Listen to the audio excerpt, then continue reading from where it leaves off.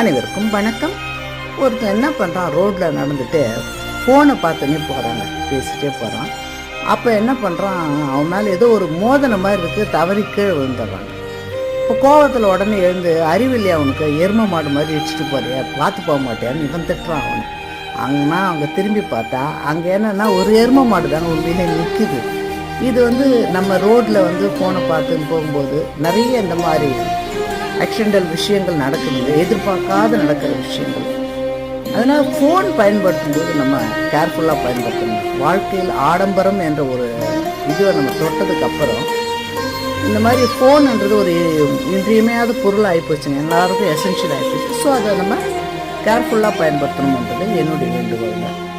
இனிய இரவு வணக்கம். நாளை சந்திப்போம்.